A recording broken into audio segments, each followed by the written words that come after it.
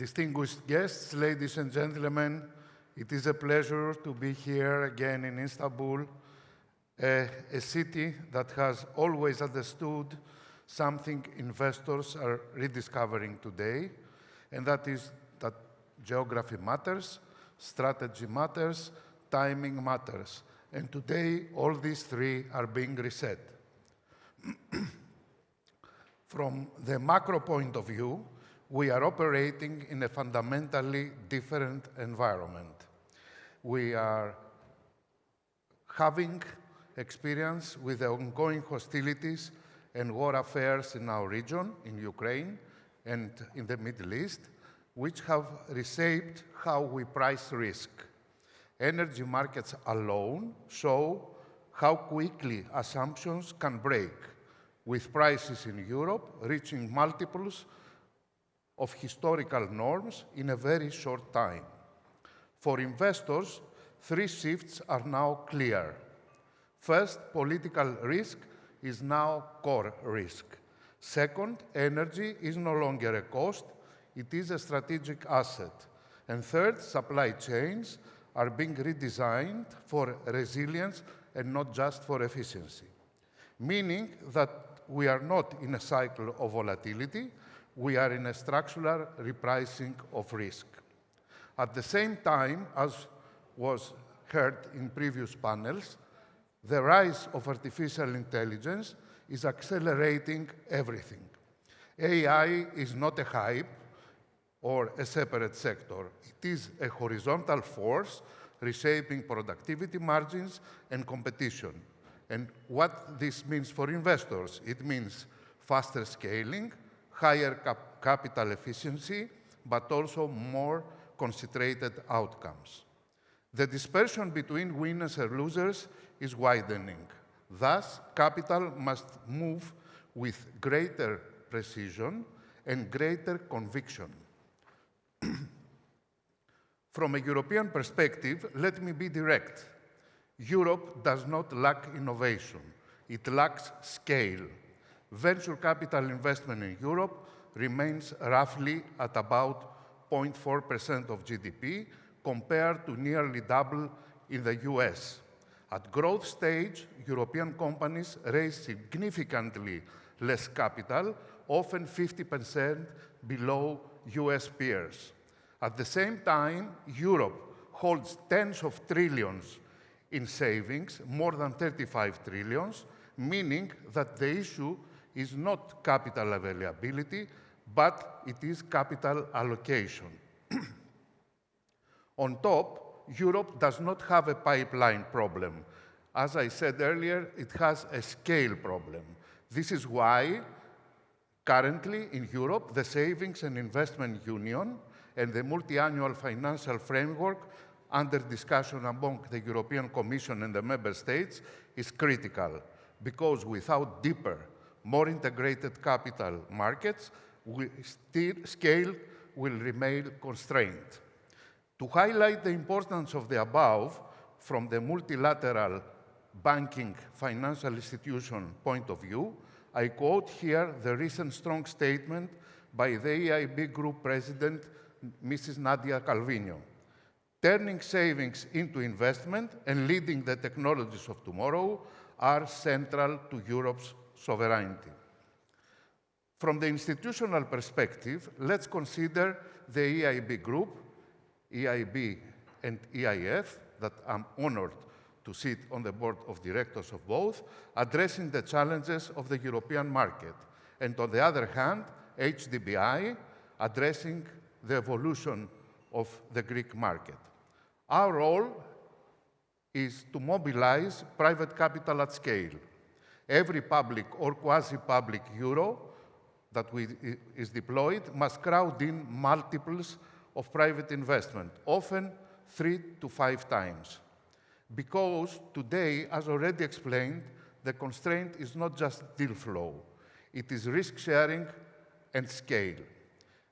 This is where public and private capital must work together, not in parallel, but in coordination, focusing on strategic priorities and supporting real market needs.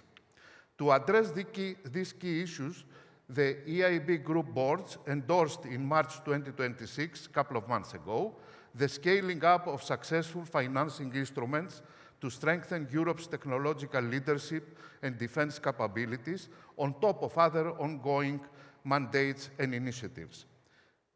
A dedicated European Tech Champions Initiative platform, ETCI, will be launched soon in the next quarter of this year, where investors such as insurance companies, pension funds, commercial banks, asset managers, foundations, and national promotional institutions will be able to indicate earmarked commitments. Pledges target toward 50 billion euro over the lifetime of the initiative, with the aim to mobilize about 80 billion euro in investments across Europe. The expansion will decisively narrow the funding gap for European innovators and bolster the EU's autonomy in strategic sectors such as artificial intelligence, biotech, clean tech, and defense. The EIB Group boards also supported plans to expand the Defense Equity Facility.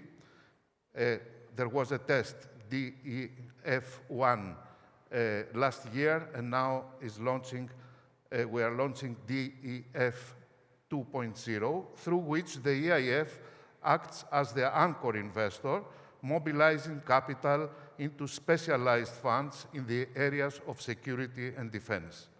The Pan-European Defense and Cybersecurity Fund of Funds, it's a fund of funds that is being deployed, has an initial target size of 1 billion euro to support companies across the security and defense but also space and cybersecurity value chains, from early-stage innovation to growth, for scale-ups and relevant infrastructure.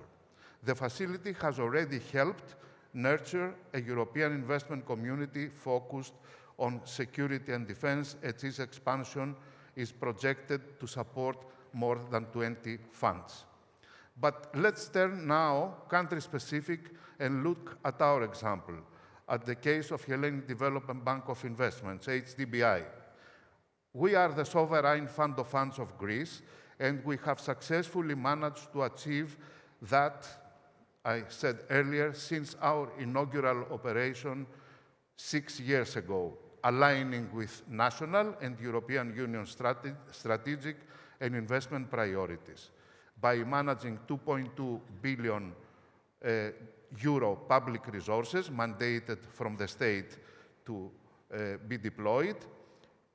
We invest pari passu with private and institutional investors in venture capital and private equity funds. We established ourselves as the largest credible institutional investor of Greece, and we formed robust sovereign partnerships with peer European national public institutions like BPI France, KfW Capital, TESI from Finland, EIFO, CDP from Italy, and sovereign wealth funds from Abu Dhabi, like Mubadala and ADQ, Abu Dhabi Developmental Holding, and more recently with Saudi Arabia, JADA Fund of Funds of the Public Investment Fund.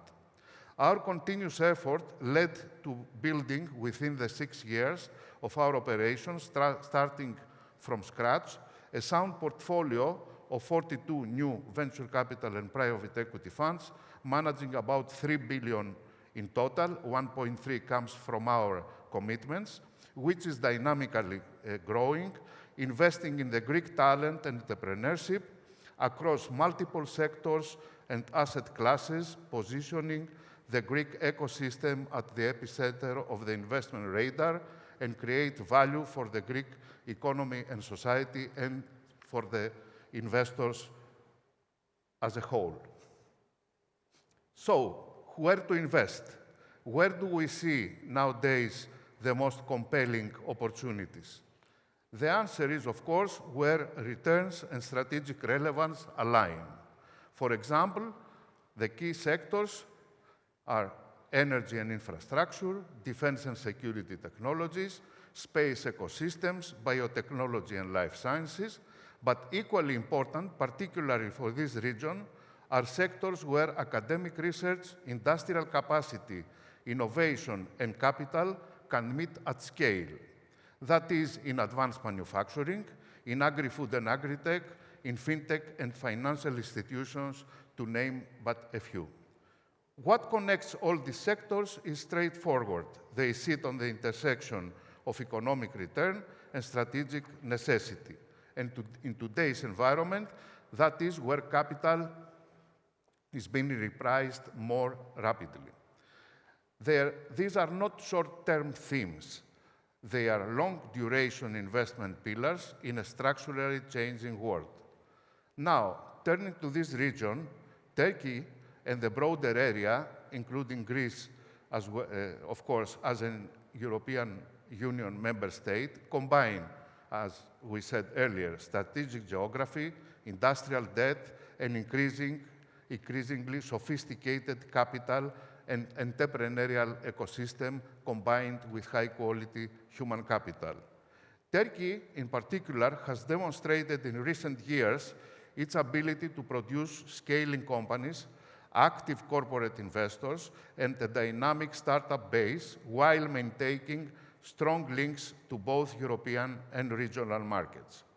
This is exactly the kind of positioning that benefits from today's reconfiguration of capital flows.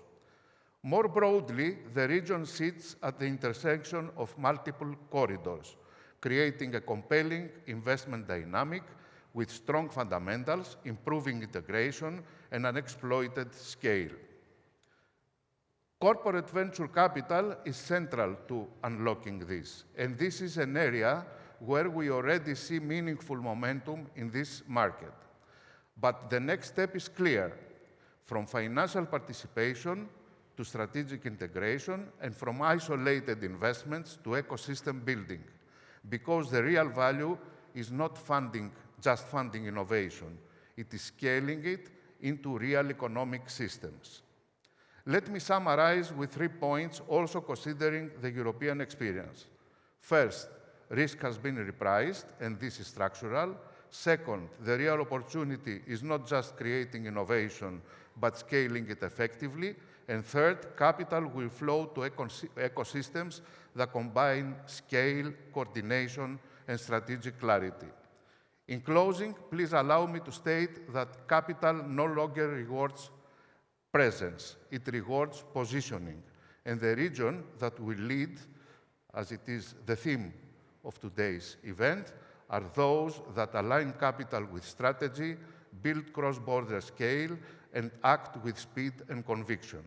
This region, our region, has all the ingredients and can capture this moment. Thank you very much, and I'm at your disposal to discuss it further.